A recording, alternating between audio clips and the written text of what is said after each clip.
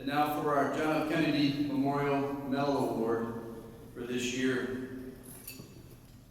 Our recipient was nominated by the past national presidents of the AOH, who nominated Archbishop Martin, and his selection carries particular significance. His acceptance of this honor marks the first time a primate of the Catholic Church in Ireland has attended an AOH event, underscoring both the historic nature of this moment and the deepening bonds between the Church in Ireland and Irish America. And in his role as Primate of all Ireland, Archbishop Martin has provided steady, principled leadership to the Catholic Church during a time of both challenge and renewal. He has been a respected voice on issues of human dignity, mental health, social justice, and the importance of dialogue across all communities. We especially acknowledge Archbishop Martin's leadership as he brings stakeholders together and strives toward achieving peace and reconciliation in the north of Ireland. His leadership reflects the highest ideals of Irish Catholic life and mirrors the enduring legacy of President John F. Kennedy's call to public service. Ladies and gentlemen, His Excellency Archbishop Eamon Martin, our 2026 John F. Kennedy Memorial Award recipient.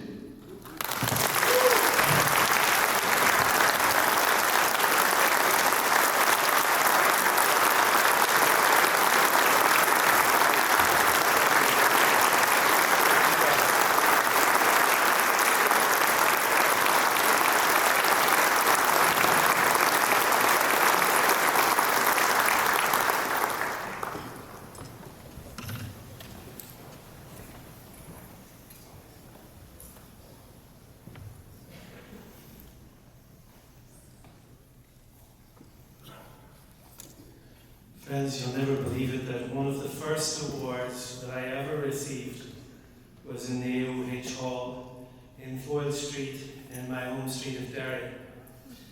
I was reciting poetry in Irish at Feistar Columcille. I was only 13 years old. Agus fi me an frádú las an héan. I was very proud of myself. Well, I could never have imagined that I'd be here tonight in Omaha, 4,000 miles from Derry. To see John F. Kennedy now. Thank you so much. It's more long to a shot in an era that is going great as free. Thank you so much from the bottom of my heart for your kindness.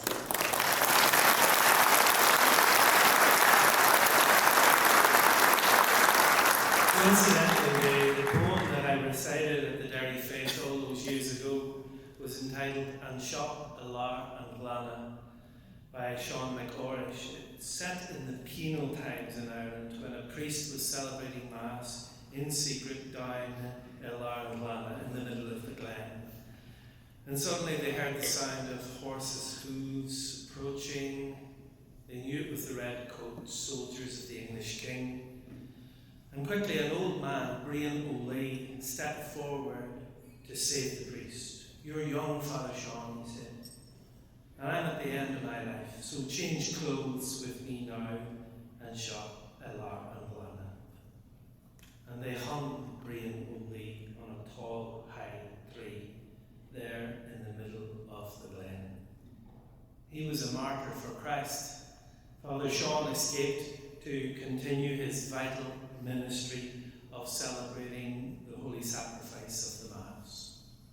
I remember as a young boy being deeply moved by that poem. It was perhaps the first time that I understood the reality of the persecution of my religion and tradition in Ireland. And perhaps that's why it was so special for me last year to visit Old St. Patrick's in New York, and to learn how members of your order stood in solidarity to protect their spiritual home from attack.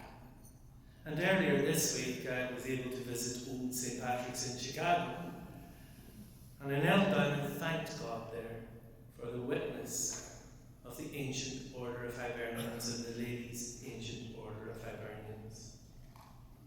2,500 years ago, when God's people were in harsh and lonely exile in Babylon, the prophet Isaiah encouraged them, remember the rock from which you were hewn, the quarry from which you were dug.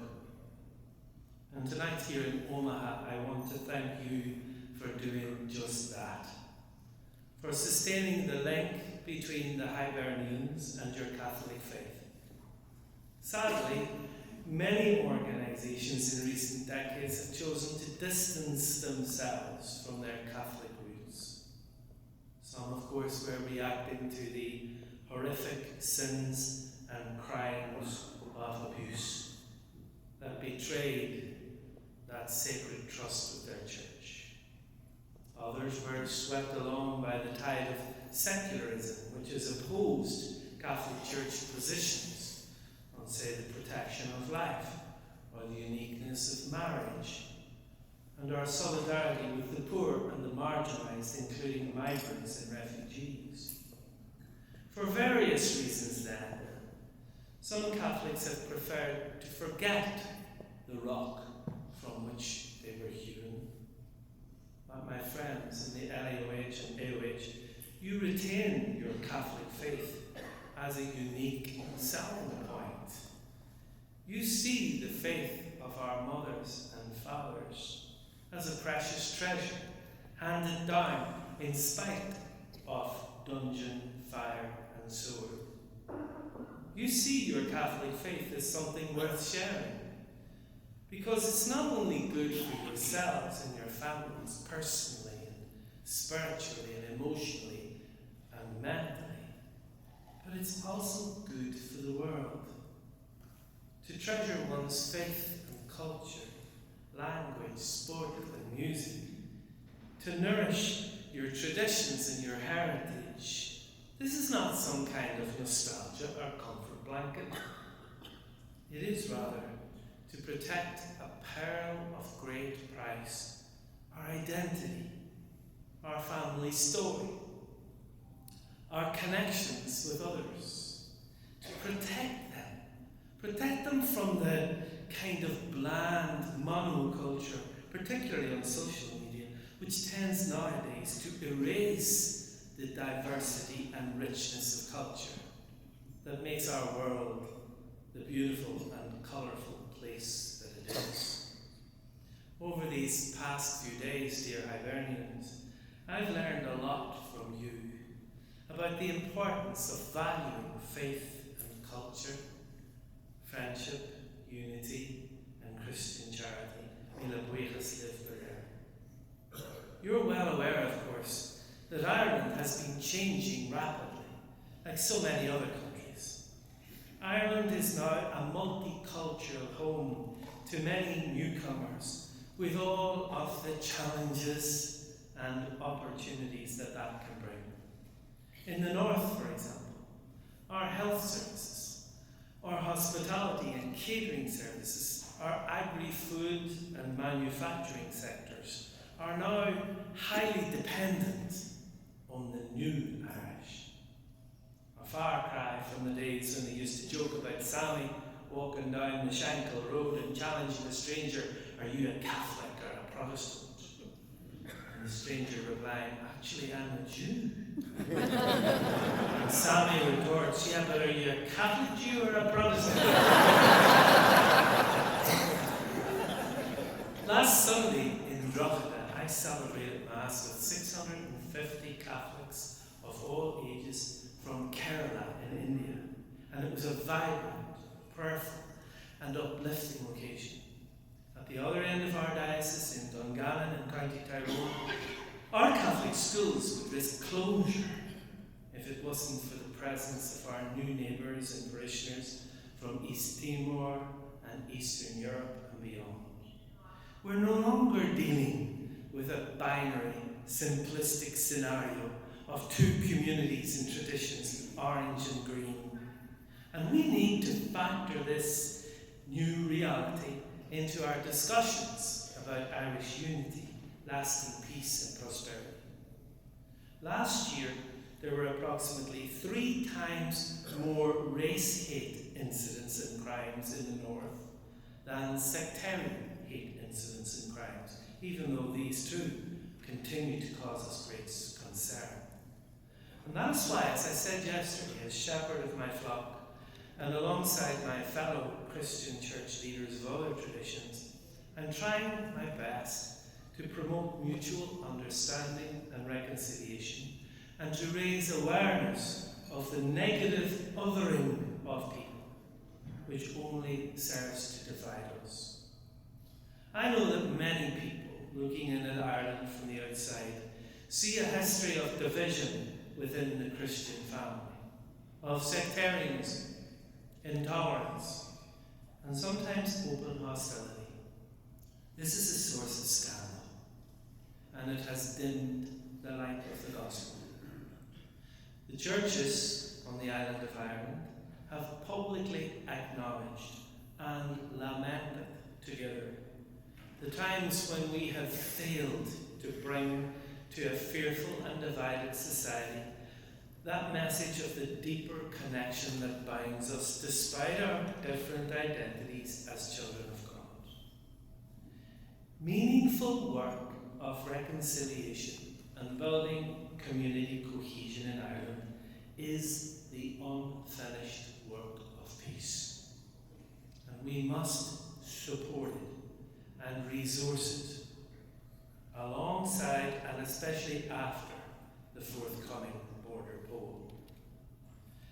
Similarly, we must sustain our reflections on the legacy of conflict, which continues to drive much of the sectarianism and lack of progress that we see today.